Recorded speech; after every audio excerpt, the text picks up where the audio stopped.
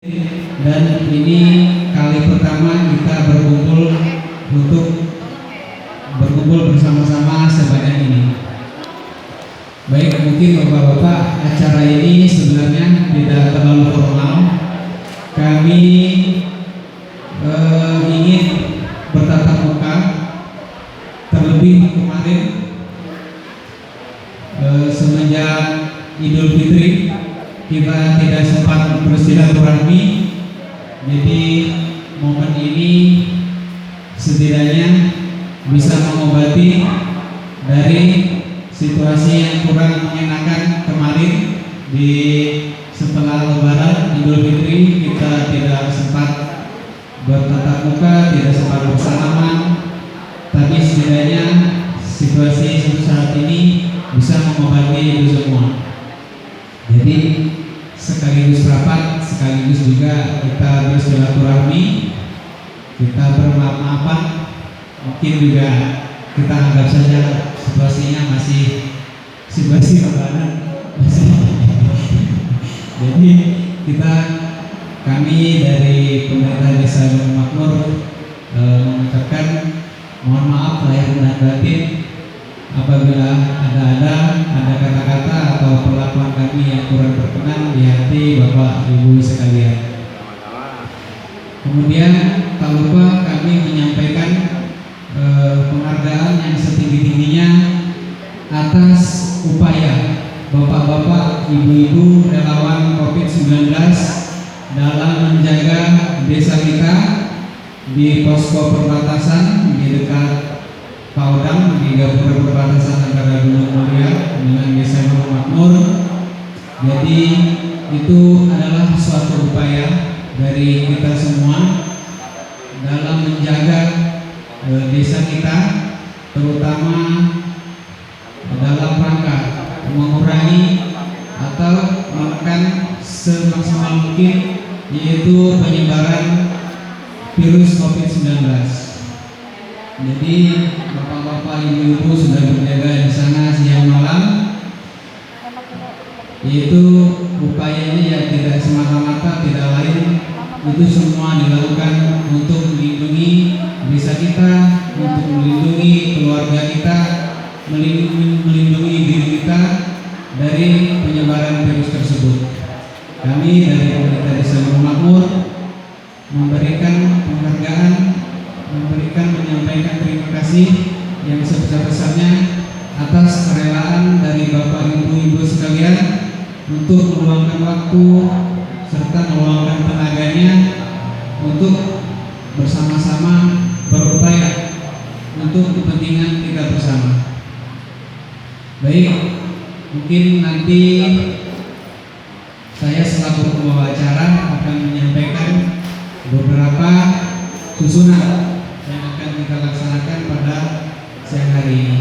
Mungkin yang pertama nanti akan ada sambutan, kemudian juga nanti ada penyampaian sedikit banyak-banyak Mas Adian mengenai apa itu new normal.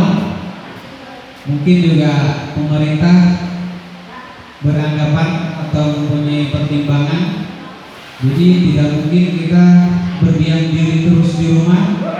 Nanti dikhawatirkan mungkin juga akan berdampak terhadap ekonomi.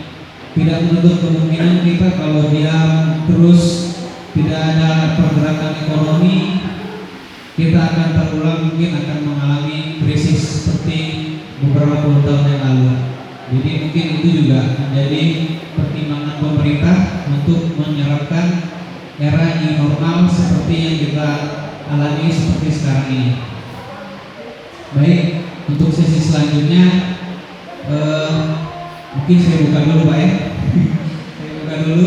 Baiklah, kita buka acara ini dengan membaca bismillah bersama-sama. Bismillahirrahmanirrahim.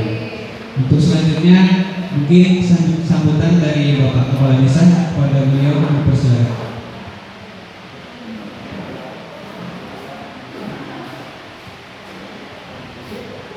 Bismillahirrahmanirrahim. Assalamualaikum warahmatullahi wabarakatuh.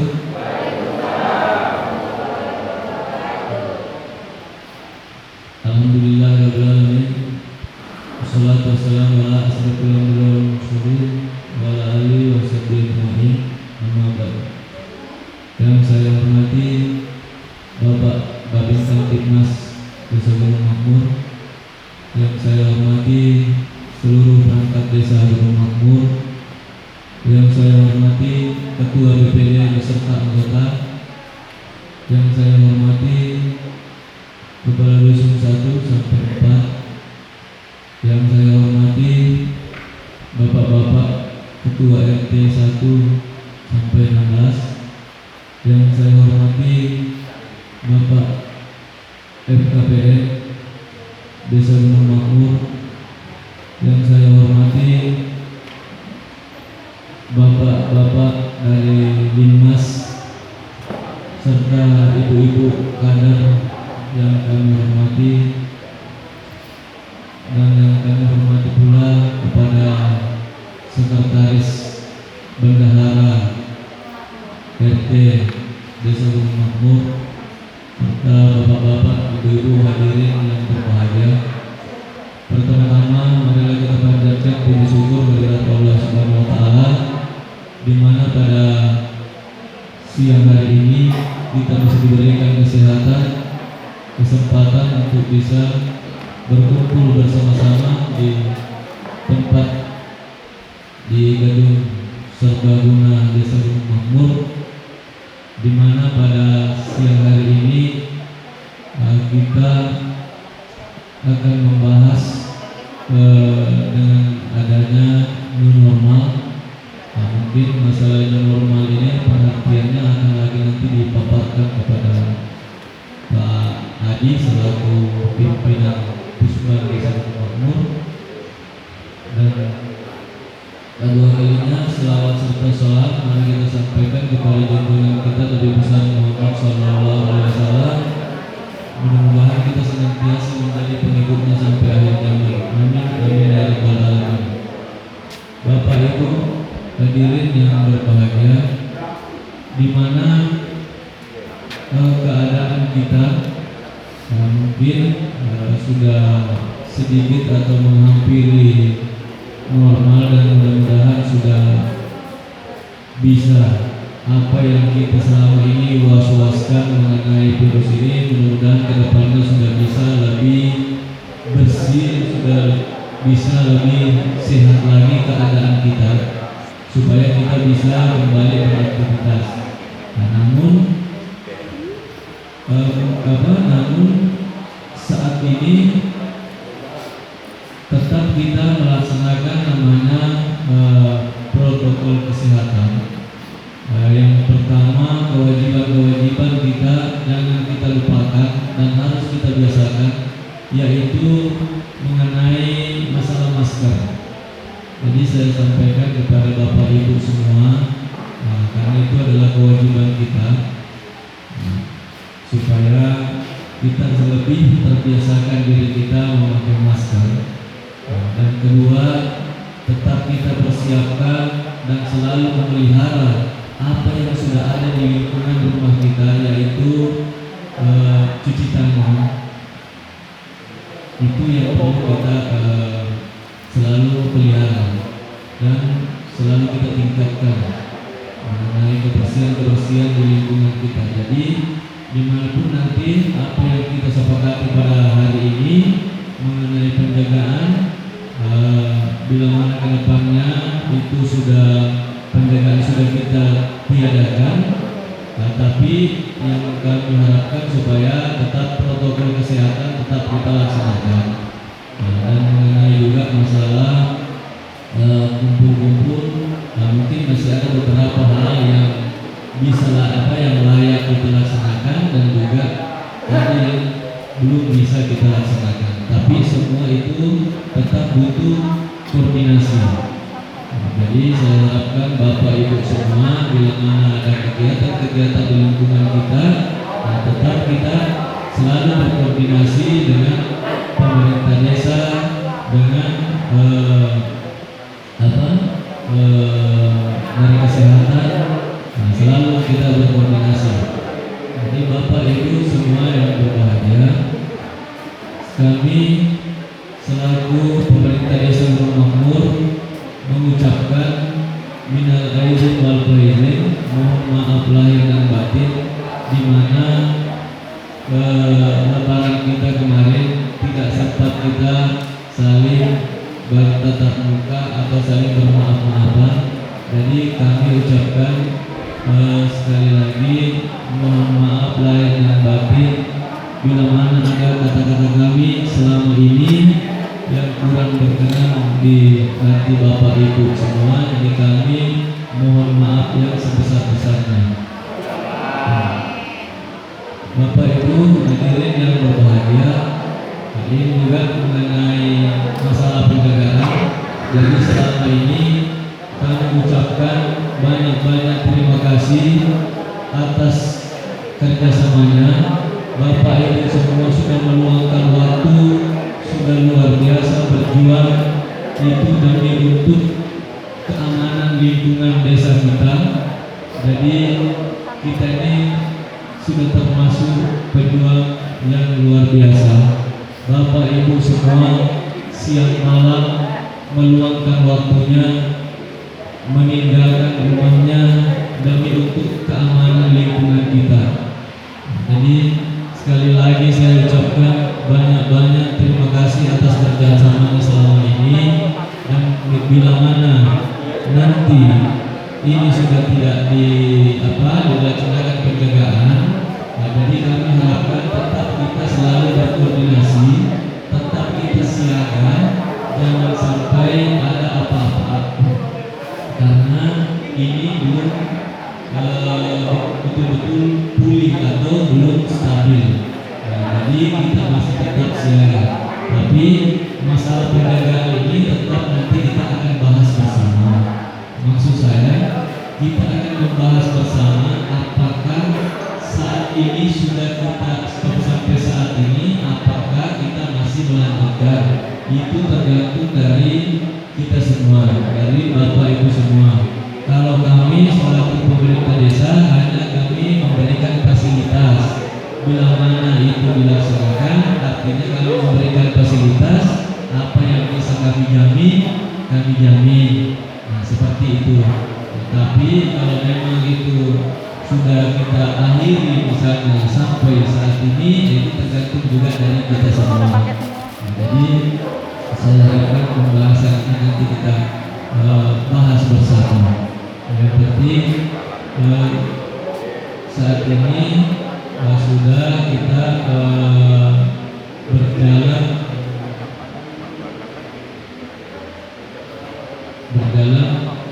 2-3 bulan ya dalam keadaan ini. Alhamdulillah desa kita selama ada penjagaan ini, ya kita mungkin bisa sedikit merasakan keamanan dan sedikit ketenangan dengan adanya pengamanan di portal. Jadi sekali lagi kami ucapkan banyak-banyak terima kasih kepada Bapak Ibu semua yang selama ini sudah meluangkan waktunya, sudah meninggalkan kegiatan-kegiatan yang di rumah demi untuk keamanan lingkungan kita. Jadi mungkin itu dulu yang kami ucapkan. Banyak-banyak terima kasih. Kami akhiri dulu sambutan saat ini. Nanti ada sesi tanya jawab mengenai penjagaan itu supaya kita betul-betul menyampaikan betul-betul memberikan keputusan bersama mengenai penjagaan ini. Jadi saya harapkan nanti supaya kita putuskan bersama masalah penjagaan ini. Jadi kalau dari kami, apakah yang dilanjutkan, apakah ini kita stop sampai saat ini, apakah ada perubahan, itu terserah dari Bapak Ibu semua. Nah, jadi mungkin itu dulu saya sampaikan. Lebih dan kurangnya mohon dimaafkan. Wabillahi taufiq wal hidayah. Assalamualaikum warahmatullahi wabarakatuh.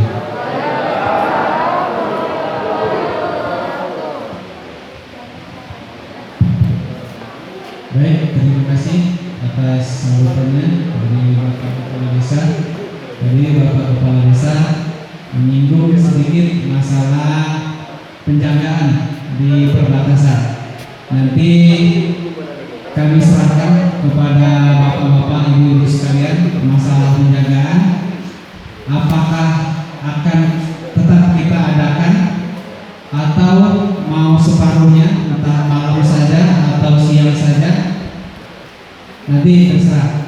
Nanti keputusan bapak-bapak, ibu-ibu sekalian untuk memasuki era new normal ini, apakah kita akan berjaga 24 jam seperti semula atau separuhnya saja atau ditiadakan sama sekali. Nanti silakan kita diskusikan bersama di sini, kita putuskan sama-sama untuk tindakan kita selanjutnya.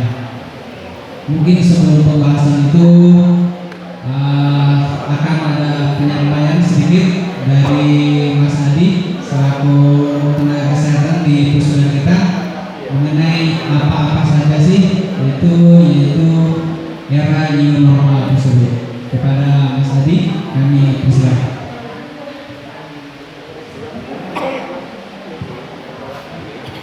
Assalamualaikum warahmatullahi wabarakatuh.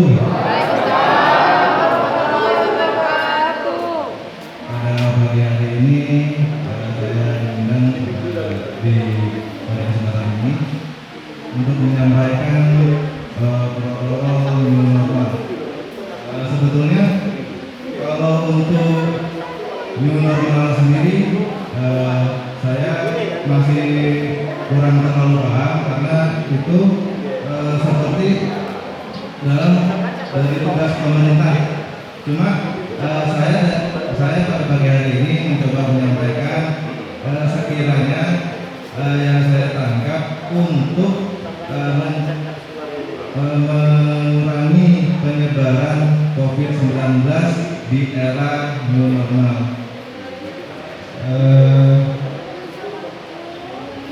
Jadi untuk definisi new normal sendiri, kebetulan tadi saya cari materinya di grup WhatsApp Puskesmas selagi Pak Kades lagi sambutan. Jadi materinya dadakan.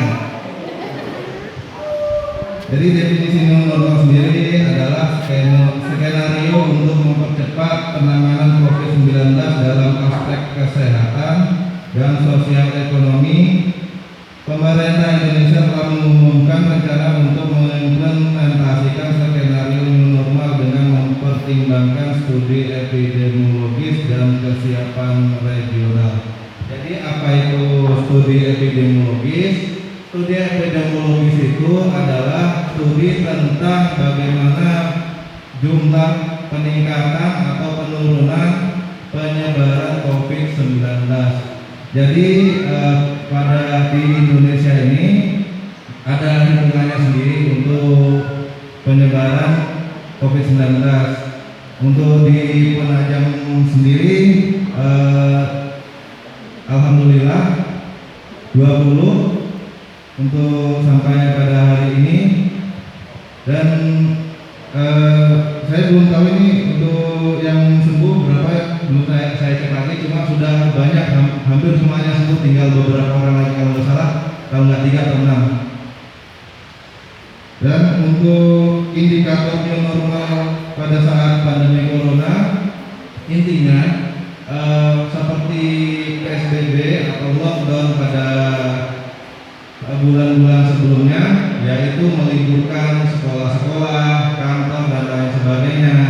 Itu intinya pada saat new normal ini dibuka kembali, kantor dibuka kembali, sekolah dibuka kembali. Jadi bagaimana caranya atau prosedurnya saat sudah masuk sekolah, saat sudah masuk kantor. Jadi untuk saya dari kesehatan, saran untuk pada saat kantor atau masuk sekolah yaitu tetap memakai masker,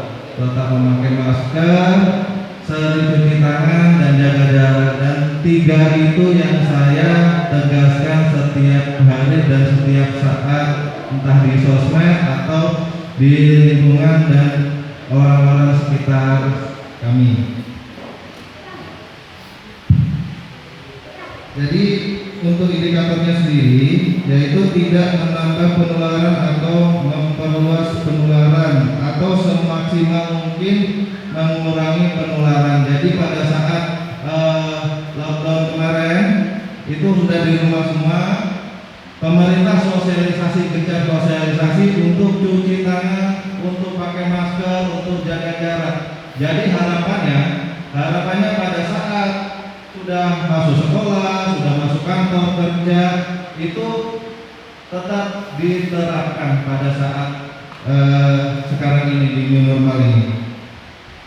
Jadi dengan cara itu menggunakan indikator sistem kesehatan, yakni seberapa tinggi adaptasi dan kapasitas dari sistem kesehatan bisa merespon untuk pelayanan COVID-19. Jadi ini untuk sistemnya di rumah sakit. Jadi di rumah sakit sebelum adanya COVID-19, untuk di rumah sakit itu kan ada ruangannya itu tidak terbatas untuk COVID-19, nggak ada, tempatnya nggak ada. Jadi rumah sakit itu menata ulang bagaimana ini untuk COVID-19, ini shift-shiftnya untuk COVID-19, untuk petugasnya siapa-siapa aja dan orangnya siapa-siapa aja. Jadi mengurangi penularan. Kalau di kelas 3 kan ada tuh bangsal. Jadi satu ruangan itu kalau nggak salah, saya nggak tahu sih kalau di Penajam ini saya belum pernah masuk. Tapi kalau di Grogol saya pernah masuk itu satu ruangan sampai 20 orang. Jadi ada satu bangsal itu untuk COVID sendiri. Jadi satu bangsal untuk yang non COVID. Dan untuk surveillance, indikator yang ketiga yaitu surveillance, yakni cara menguji seseorang atau sekelompok kerumunan orang apakah dia berpotensi memiliki COVID-19 atau tidak, sehingga dilakukan tes masif. Jadi begini ya, kalau seperti contohnya pada saat bulan lalu ada yang dari klaster Goa. Sebenarnya tidak cuma klaster Goa, banyak klasternya, dari klaster Malaysia, dari klaster apalagi yang dari Balikpapan atau klaster dari kerumunan ini kerumunan itu. Jadi dicek jika ada yang dari klaster Goa, harap lapor ya, seperti itu Bu ya, pada saat bulan-bulan sebelumnya.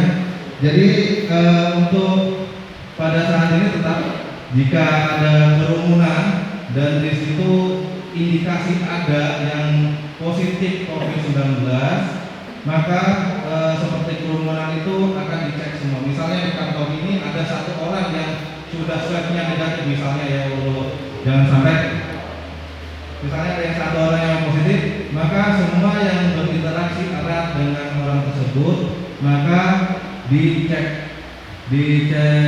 rapid dan dicek swab, dan alhamdulillah di kantor sudah ada cek PCR.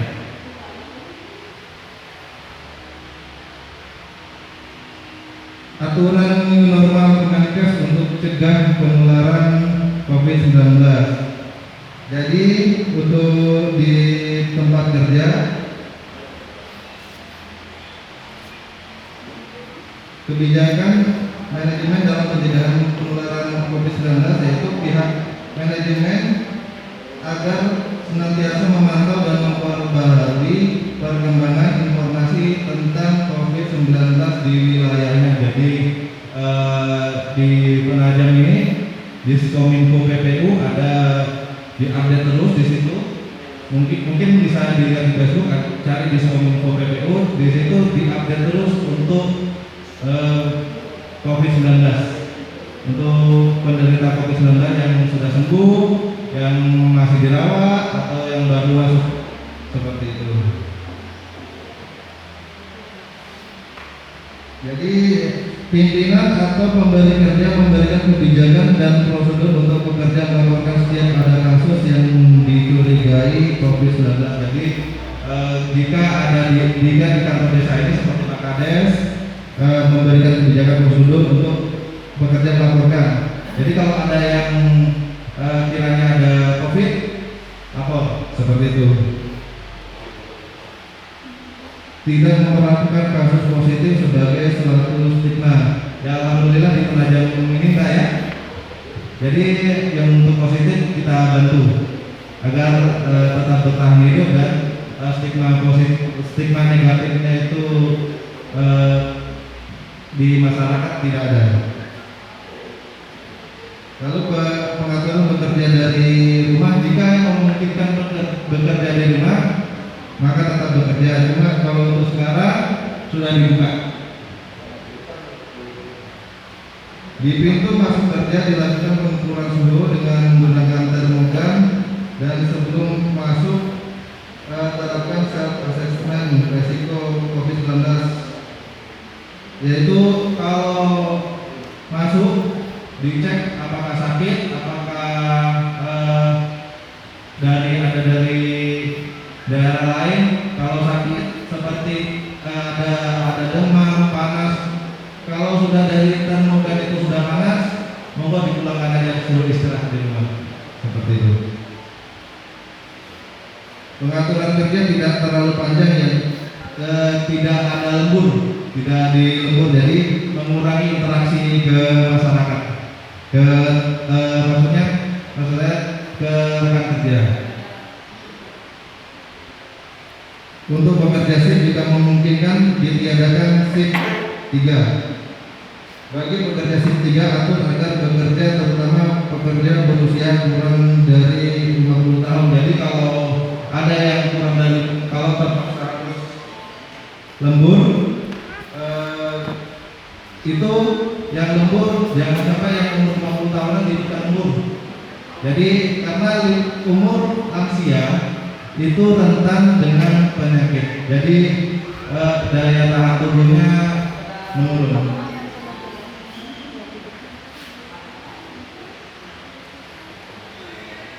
Mewajibkan pekerja menggunakan masker sejak perjalanan dari rumah dan selama di tempat kerja. Jadi kalau misalnya dari rumah berangkat pakai masker, sampai di tempat kerja usahakan maksimalkan pakai masker. Jadi lepas masker itu pada saat keadaan yang tidak memungkinkan pakai masker, seperti makan atau buang ludah atau minum, ya begitu. Tapi tetap maksimalkan untuk social distancing ya. Mengatur asupan nutrisi makanan, memfasilitasi tempat kerja yang aman dan sehat. Jadi alhamdulillah di sini sudah ada cuci tangan, jadi setiap masuk untuk kerja cuci tangan.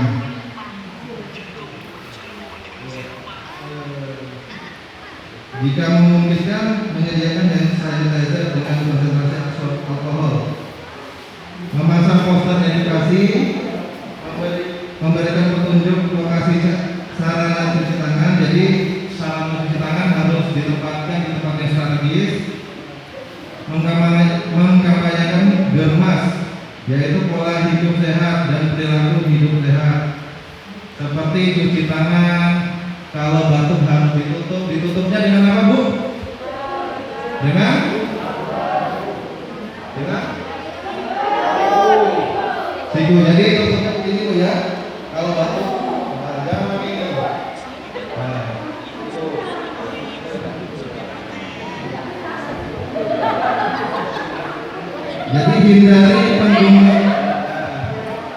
Jadi hindari penggunaan alat sholat, alat makan dengan orang lain. Jadi kalau mau sholat, monggo, tapi bawa sajadah sendiri.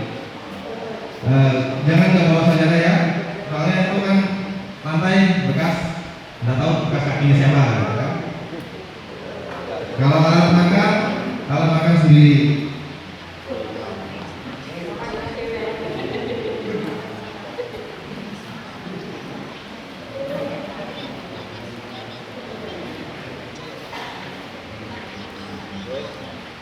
Ya, untuk COVID-19 sendiri merupakan penyakit menular yang disebabkan oleh virus corona baru yang mirip dengan virus yang menyebabkan SARS. Gejalanya sudah tahu ya, cuma saya ulang lagi. Gejalanya batuk dan pilek, demam, sakit tenggorokan, letih dan lesu, gangguan pernapasan, dan virus ini menyebabkan timbulnya pneumonia. Pneumonia itu yaitu infeksi atau peradangan akut di jaringan paru-paru. Jadi pada saat infeksi itu jadi bengkak. Jadi misalnya contoh aja misalnya di kulit luar ini aja kalau infeksi pasti bengkak. Nah kalau bengkaknya di paru-paru pasti paru-parunya menyempit sehingga menyebabkan sesak napas. Jadi seperti itu ya. Gejalanya memang mirip-mirip seperti flu biasa. Cuma yang karena kita agak sulit membedakan, jadi yang flu biasa yang sudah terkena flu biasa diharapkan untuk di rumah saja. Jadi misalnya sakit ya sudah di rumah aja. Kalau bisa yang sehat aja yang jalan seperti itu. Jadi untuk mengurangi resiko. Proses penularannya yaitu droplet. Ada yang tahu? Ada yang tahu droplet? Droplet yaitu percikan cairan. Jadi misalnya batuk keluar cairannya, makanya kita dianjurkan untuk pakai masker. Jadi kalau kita batuk tidak menulari, kalau orang lain batuk kita tidak tertular. Maksudnya kita memaksimalkan untuk melindungi diri dan orang lain. Cara penyebarannya selain itu kontak erat seperti cium tangan, jabat tangan, memelukkan atau cipika-cipiki. Ini biasa dilakukan oleh satu keluarga. Jadi misalnya di satu keluarga itu ada yang terkena positif, terus habis itu ada yang kontak erat di keluarga itu ada yang positif berkunjung untuk menginap, maka itu dilakukan rapid test dan harus karantina selama 14 hari. Dan di dalam 14 hari kita harus saling gotong royong untuk membantu agar yang karantina tetap bertahan untuk hidup. Menyentuh permukaan benda terkontaminasi ini bisa botol, bisa gagang pintu, bisa setang motor. Jadi kita harus tetap cuci tangan pakai sabun.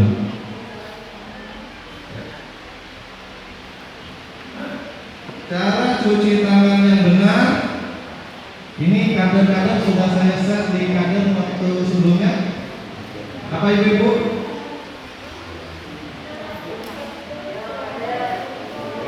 Ya, tepung selasi puput, telapak, punggung, sela-sela. Terus habis itu kuncinya seperti apa? Kunci putar-putar. Jadi setiap jari-jari kita putar-putar.